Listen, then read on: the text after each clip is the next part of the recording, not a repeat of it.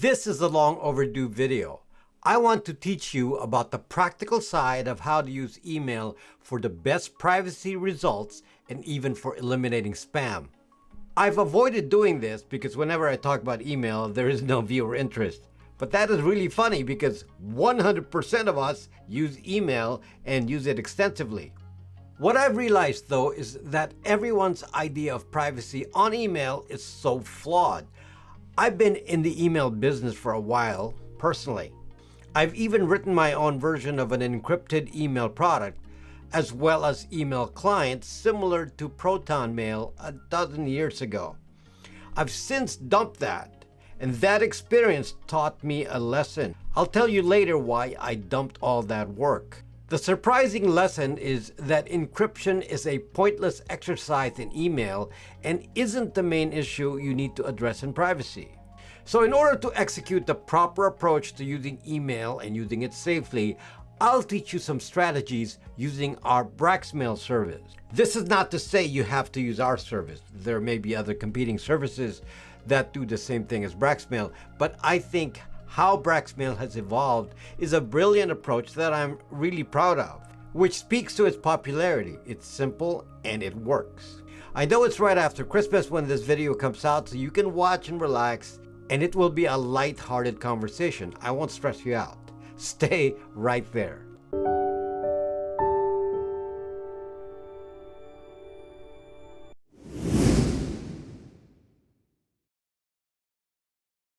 What do you all use for email? The vast majority of people, probably more than 90% of you, have some or multiple Gmail accounts. I certainly do myself, and there are uses for Gmail. And obviously, it's a platform login to YouTube, so if you're watching this video on YouTube, you have to have Gmail. Now, Gmail is free, so that was the trick to getting you to use it, except that most of you didn't think about the implications of this and started to use Gmail for your entire life. If you're using Gmail as your main email, you're really messing up your privacy because Google uses this as part of your surveillance profile.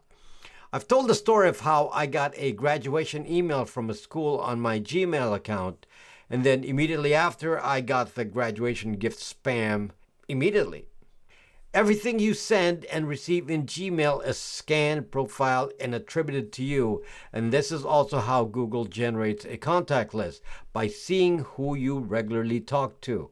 On the other hand, if you use Gmail for official identification using your real name, then it's probably best just to keep that, but limit its use to publicly known information and keep it separate from other online uses. Use this Gmail for banking, government communications, medical, and so on, which are normally just alerts, but never for social media.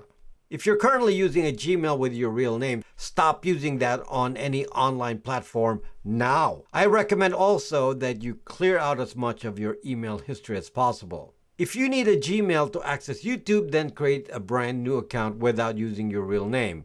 Use a VPN to protect your IP address. Use browser isolation to not mix it with the other Gmail. And use this only for YouTube and not for any actual communication. Again, to summarize, number 1, keep your real name Gmail with lots of history separate and limit its use to publicly known information.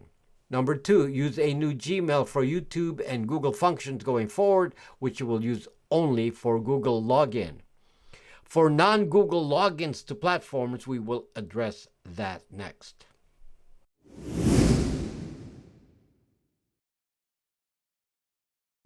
In general, what you want to do is to have completely different emails for each and every online platform. If some party you communicate with that is not Google wants an email, then you give them a unique email. I'll tell you how we will do this later using Braxmail, but the main concept is having unique emails. This is very important in multiple ways. First, if you are spammed later on, you can identify where the spam is coming from.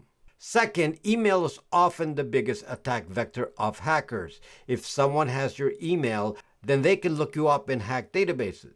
And if you reuse passwords, which many of you do, then they will get in and hack your bank accounts, your credit cards, and your email access. Third, email is an identity marker. By knowing your email, sites like Axiom, Intellius, and other social media aggregators will be able to match your online activity to your real name, even when you did not use your real name. A consistently used email will draw connections between the accounts.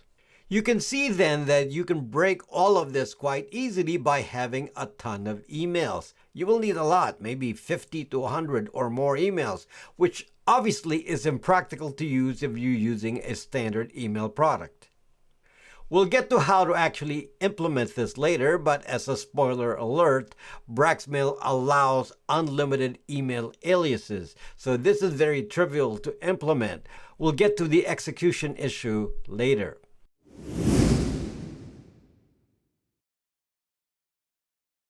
The problem with the current email standard is that it is based on the current protocol called SMTP, Simple Mail Transfer Protocol.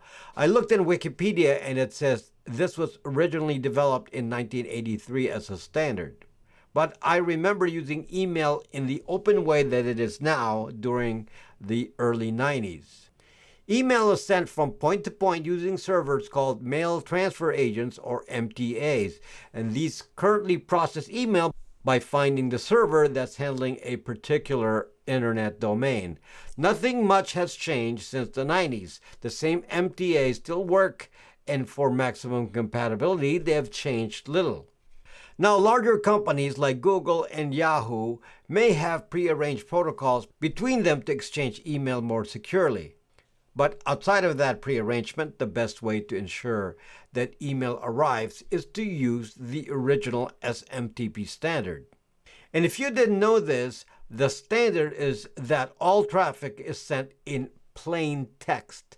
Though encryption is now standard between your device and your email server, the actual sending of traffic inter-domain largely still uses the original standard based on plain text. Even if you send photos or zip files or binary content, that's still represented as plain text by converting these binary files into a text representation called base64, which is completely easily converted and there is no encryption whatsoever.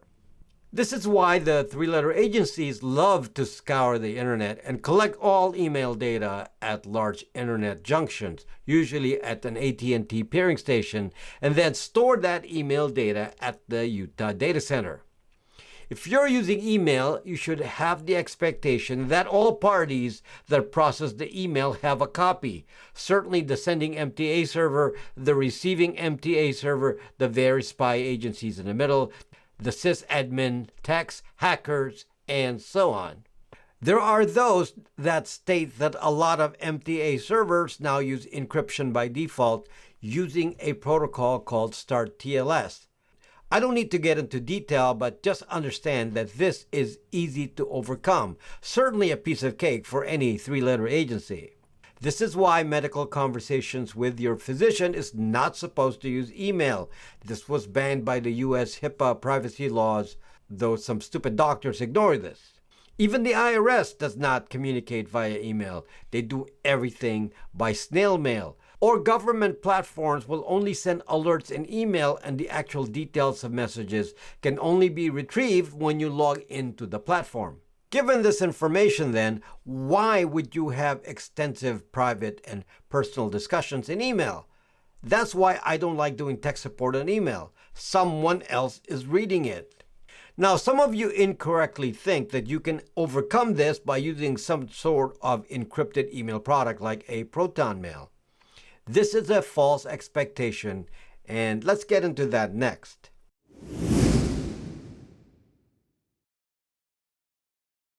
As I already explained to you, the email standard requires that the content of the email be in plain text. This is particularly critical in the area of the email called the email header. This is the portion of the email that has the sender and recipient. It also has identifying information such as the IP address of the source and the target and any intervening servers in between. It also includes the message title. This is important because it allows messages to traverse the internet.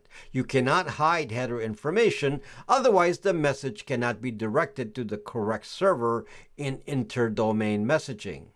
And the IP address information also allows this addressing. So the biggest misconception is that a platform like ProtonMail will somehow help here. It will not.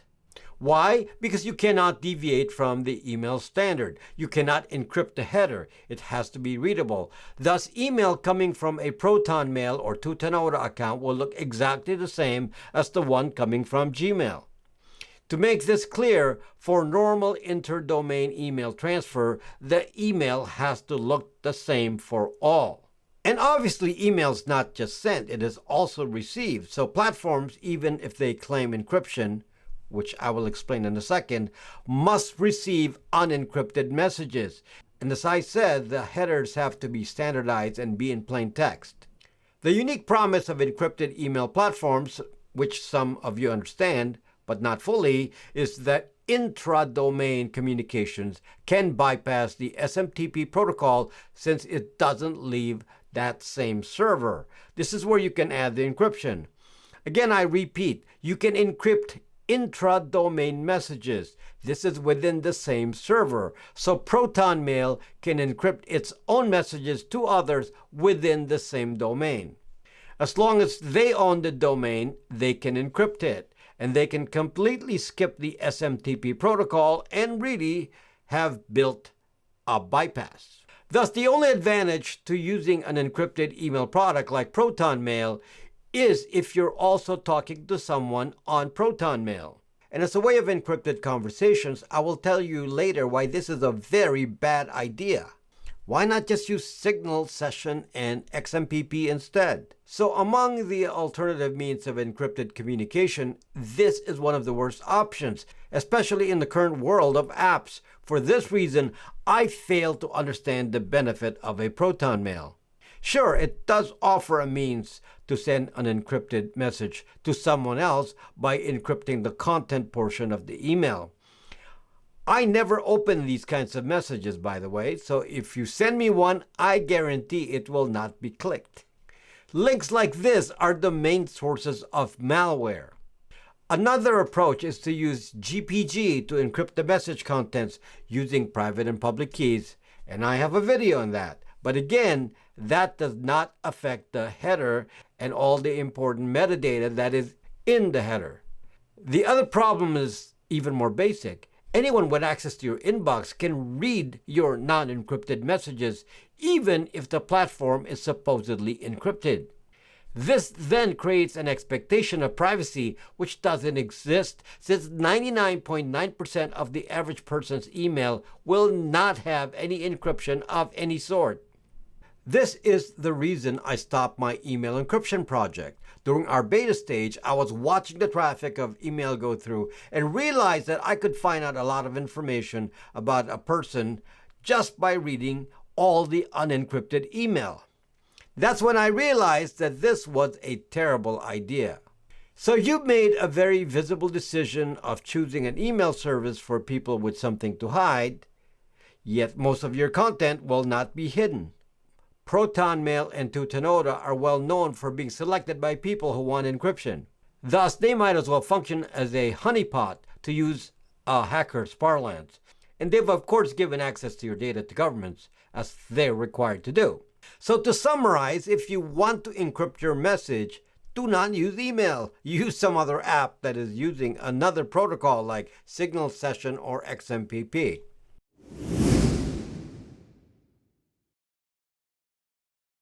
I mentioned this earlier, but now let me focus on this. If you weren't aware of the privacy issues, there is an abundance of concerns about email. If you're using email on your device with an email client software like Outlook, Apple Mail, Thunderbird, and so on, you may not be aware that your IP address is sent with any email you create. This means that if you're not using a VPN, the easiest way for anyone, including hackers, to identify you is from looking at the email header. And using databases of reverse IP lookup tables, you can actually find a person's exact location. I've seen people also use email with fake names, but then realize that the header had the real name on it based on the computer name. This depends on the email client, but email sending is a big danger. And this bothers me specifically. Many VPN providers block email by default, which is exactly the primary reason you want to use a VPN. I would avoid VPN providers that do this. This is practically all the major ones, by the way. Check out our Vice VPN service instead. So what you want to have is a service that takes care to remove the identity information from the header of the email. Now, in deference to products like Proton Mail, they do this too. Just understand that this is not the standard. Most email services will include your IP address in the header. Or in the case of Google, they may not put it in the header, but they keep it for themselves.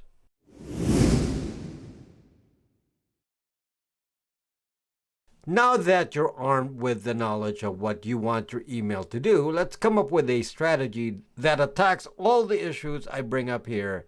And we will use Braxmail as an example since this can handle all of these concerns. Braxmail has many domains. I publicly state the domain that you will all know, and that is braxmail.net. But in reality, we have a bunch of domains which are pretty obscure and don't suggest any particular choice of people with something to hide. Now, the neat thing about Braxmail is that you can just change domains on the fly when you give your email to someone. So at your choice, you could give a domain like bxmail.net, for example. That's not an actual domain, but just as an example. You do not need any special setup since all our provided domains work simultaneously and arrive at the single inbox, and you can choose any of them as your regular domain. This could be good if you suddenly have the need to create a new login and you do not need any setup. It will just work all the time. Again, to make it clear, all domains that we offer work simultaneously with braxmail.net. Now let's talk about something called aliases. Braxmail, as I mentioned, has unlimited aliases, and it is really simple. And you do not need to set up an alias in advance, which is often a requirement in some email services that allow some aliases. Our method is simple. If your email address is set up as go@braxmail.net, then to have an alias, just add a hyphen to your email username of go and add any text you want, no special characters, text or numbers only. So here are examples of valid aliases.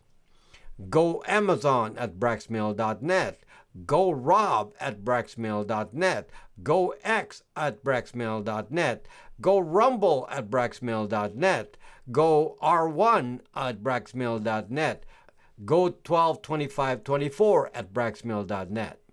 I hope you see the point here. After the hyphen, the text can be anything, but not too long, as email addresses that are too long may be rejected by some platforms. Look at the last example. It is a date-based alias, so truly for one-time use and guaranteed to be unique. You can see now that it is extremely trivial to have a different email for every internet platform. The neat thing here is that you do not need to do any setup. This will then prevent anyone from hacking you by email or using email as an identifier. One-time use email prevents that from happening. Here's an example of the usefulness of email aliases without needing a setup. I was at a mall and was shopping at Ralph Lauren. At the checkout, they said to me that I can get a 10% discount if I give them an email address. I don't normally give out email addresses like this as it will cause spam, but with Braxmail, I can take advantage of this and get a discount. So on the fly, I gave an email like go-rl@bxmail.net. I get my discount. Then here's the fun part. On Braxmail, you can set up to block an alias. So now I can block the one-time use email go-rl, and then it will never receive email again. This is the only way to block spam, by the way. You cannot block senders and use spam blockers. That is not effective. Spammers have found a way around that. When you block an alias on Braxmail, it will just say that the email does not exist. I hope you learn a little trick here too. The best usernames on Braxmail are short, so you can append any alias. Don't know what short usernames are still available, so you'll have to see if it's available by checking. Now, the other thing you can be reassured with when using Braxmail is that we do in fact clear the email header of personally identifiable information, so there will be no IP address of yours in there. Thus, Braxmail does not need a VPN for protection. And if you have multiple Braxmail accounts, intra-domain emails will retain encryption since it does not traverse the internet unencrypted. I don't want to sound like a salesman and say, but wait, there's more. But you should know that Braxmail is available on BraxMe for $50 a year. That's it. We do not have storage limits. The only limitation is that attachments cannot exceed 25 megabytes, and attachment limits are standard in the industry. Even if we accepted them, other providers will reject receipt. Hope this gives you information about a tool that can help your privacy, your cybersecurity, and your spam all at once. Folks, as I mentioned in the video, the Braxmail product is available on our store on BraxMe. This is my own platform, and we have a good-sized community there today exchanging ideas on privacy issues daily. Check it out, and we have other products there like Bytes VPN, Brax Virtual Phone, and other Indiegogo phones. We also have the Brax 3 privacy phone, which is currently on pre-order, and it is on Indiegogo.com. Thanks for your support and for watching me in 2024, and see you next year.